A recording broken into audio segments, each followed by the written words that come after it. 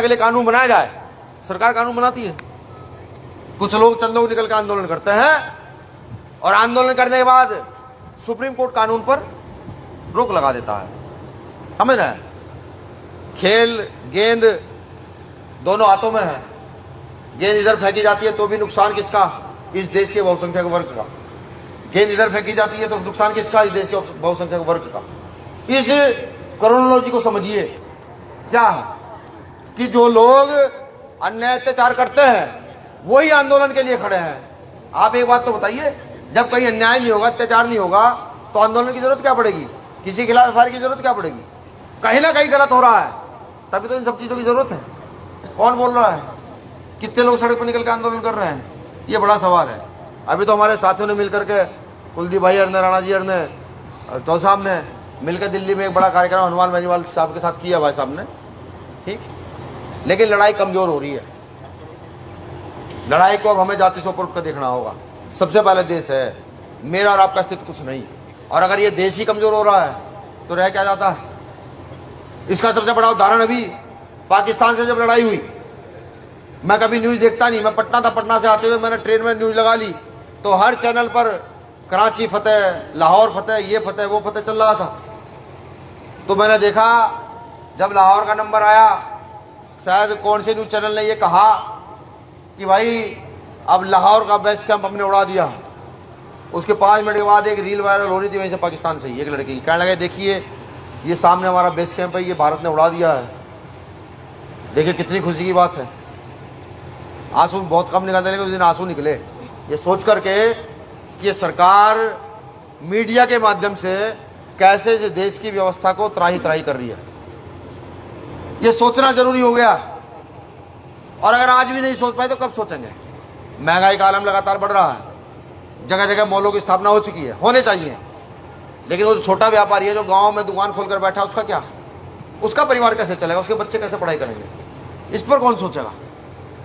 और ये जो मैं बोला कि मेरे विचार नहीं है कि मेरे अंदर से पता नहीं, मैंने जिनके नाम लिए, जब मैंने ना पढ़ा, पढ़ने के बाद ये हुआ। वरना एक समय ऐसा था जब 20 साल की उम्र थी, ये गरीब अमीर का चक्कर समझ नहीं आता था। जो आदमी कमजोर था वो कमजोर ही लगता था, कमजोरी है। लेकिन जब इन महापुरुषों को पढ़ा तो समझ आया कि कमजोर को मजबूत बना देना, कमजोर को यह समझा देना कि तू भी ताकतवर है, यही इंसानियत है। और जो आदमी इस काम को करके जाएगा उसका नाम इस देश में स्वर्ण अक्षरों में लिखा जाएगा। आज मैं देखता हूं कि यहां गांधी को मारने वाले गोडसे के मंदिर तैयार किए जा रहे हैं। यहां सावरकर जैसे लोग जिन्होंने अंग्रेजी टाइम में अंग्रेजों से माफी मांगी और दलाली की यहां के शहीदों को मरवाने की, आज उनको महापुरुष बताया जा रहा है, उनको पढ़ाने का काम किया जा रहा है किताबों में। दर्द जब होता है देख करके कि इस देश की बहुसंख्यक आबादी, जिनके पुरखों ने यहां हर मामले में अपनी जान दी है, हर मामले में, ऐसा कोई वो नहीं होगा। जब आप इतिहास खंगालेंगे, अगर किताबों में नहीं मिलेगा तो आप जब जाकर ढूंढेंगे तो आपको पता लगेगा। वो जलियांवाला बाग का कांड याद आता है, वहां कौन लोग मरे थे, और उसके बाद मरने के बाद किन लोगों ने चिताओं पर राजनीति की, वो याद आता है। लेकिन जब आपका आज का परिदृश्य देखता हूं कि आज का 20 साल का युवा, 22 साल का युवा, 30 साल का युवा, 40 साल का युवा, वो अपनी मस्ती में मस्त है। वो सिर्फ इतना तो सोचता है कि हाँ घर के खर्चे के लिए इनकम कैसे होगी। वो इतना नहीं सोचता कि जो पुरखों ने समाज परिवर्तन की नींव रखी थी उसको आगे कैसे बढ़ाया जाएगा।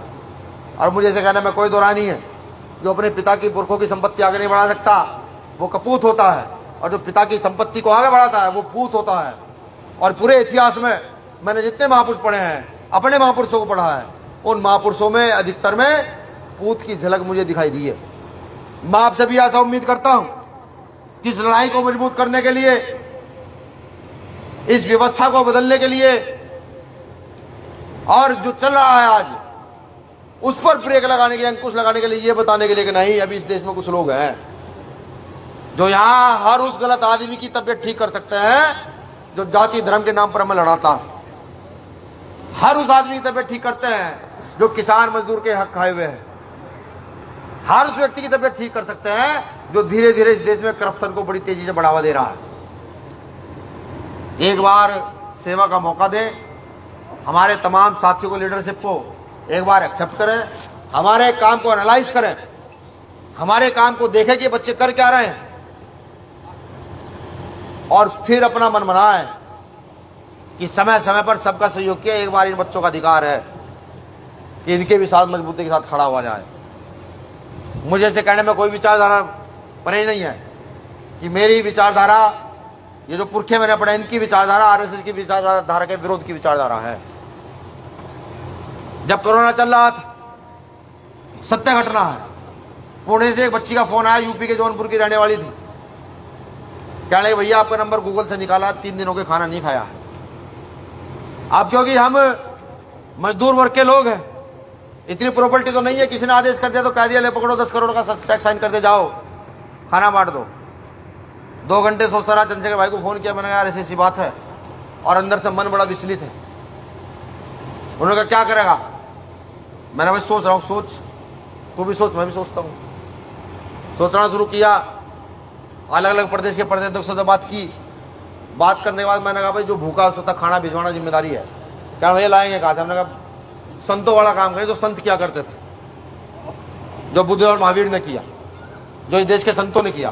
क्या? मैंने कहा झोली उठा के मांगने वाला काम। हर प्रदेश के प्रदेश का नंबर घोषणा कर दी कि किसी को कहीं भी रोटी की आवश्यकता हो तो नंबरों पर संपर्क करें। और कुदरत का करिश्मा देखिए कि जितने लोगों के फोन आए, एक भी आदमी को भूखा नहीं छोड़ा गया। आप सबसे किसानों से मांग के जो भी मिलता रहा भाई, जो भी है दो। दिल्ली में 2.5-3 महीने तक भीम आर्मी के लोगों ने, आजाद समाज पार्टी के लोगों ने लगातार खाना बांटा, लगातार। फिर उसके बाद में दिन टीवी देख रहा था एक न्यूज चैनल पर, दिल्ली में आरएसएस के लोग कर्चा चला रहे हैं और कह रहे हैं कि देखिए आज हम जो है ना इस कोरोना काल में सब लोगों की खाने से मदद कर रहे हैं।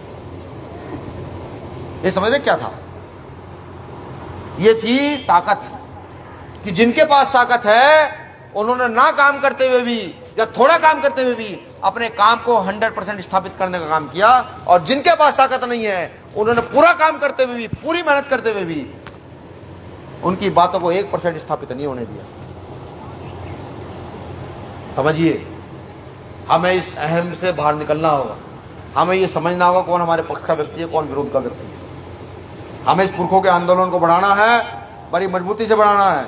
जिसको ये लगता हो कि नहीं भीम आर्मी के लोग, आजाद समाज पार्टी के लोग सही दिशा की ओर प्रवाहित चल पड़े हैं, वो आकर के कंधा मजबूत करे, हमें खड़ा करने का काम करे, आशीर्वाद देने का काम करे।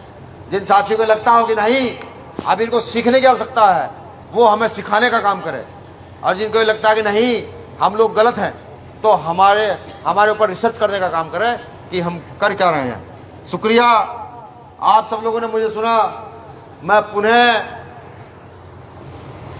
पुनः चौधरी रतन सिंह जी की आज की पुण्यतिथि पर नमन करता हूं, वंदन करता हूं, जय भीम करता हूं कि उनके परिवार के लोग इस आंदोलन को सदैव आगे बढ़ाते रहेंगे, सदैव आगे बढ़ाते रहेंगे और बड़ी मजबूती के साथ इस व्यवस्था को आगे बढ़ाएंगे। आज एक विशेष दिन और है, आज छत्रपति शिवाजी महाराज का भी स्मृति दिवस है। आज मैं उनको भी झुककर नमन वंदन करता हूं, जय भीम करता हूं। आप सबको मेरी ओर से जय भीम। अंत में गुरु रविदास जी का एक दोहा है जो बड़ा फेमस है, बड़ा फेमस दोहा है, और उस दोहे को जब कहा जाता है तो ऐसा महसूस होता है कि ऐसा राज होना चाहिए। गुरु रविदास जी अपने दोहे में कहते हैं कि चाहूं ऐसा राज में मिले सबन को अन्न, कि चाहूं ऐसा राज में मिले सबन को अन्न, छोट बड़े सब संग बसे रैदास रहे प्रसन्न। गुरु रविदास जी साफ साफ कह रहे हैं कि ऐसा राज स्थापित कीजिए जहां कोई परेशानी ना हो, दिक्कत ना हो, रोटी कपड़े मकान की कोई परेशानी ना हो। ऐसा राज स्थापित कीजिए जहां आदमी बिना गम के रह सके। ऐसा राज स्थापित करने की मेरी इच्छा है। जहां ऐसा राज स्थापित होगा वहां मैं रहूंगा। उनका एक और दोहा है, ये दोहा बड़ा महत्वपूर्ण है, इस पर भी गौर फरमाइएगा। वो खुद कहते हैं कि क्यों जाऊं मैं मथुरा काशी, क्यों करूं मैं वृंदावन वास, कि क्यों जाऊं मैं मथुरा काशी, क्यों करूं मैं वृंदावन वास, ईश्वर मेरे मुझ में है, मैं क्यों करूं इधर उधर तलाश। इसका सीधा सीधा प्रमाण ये है भाई, जो पुरखों ने लिखा कुछ ना कुछ तो सोच कर लिखा होगा। सीधा प्रमाण ये है कि अगर आपकी विचारधारा, आपका जमीर और आपकी सोच अच्छी है तो ईश्वर आपके अंदर है, कहीं ढूंढने जाने की जरूरत नहीं। और आपकी सोच ही गलत है, आप अपने माँ की सेवा नहीं कर सकते, पिता की सेवा नहीं कर सकते, गांव में किसी व्यक्ति को नमस्ते नहीं कर सकते, बुजुर्ग की सेवा नहीं कर सकते, तो आप कितने महान क्यों ना हो, आप बेकार हैं।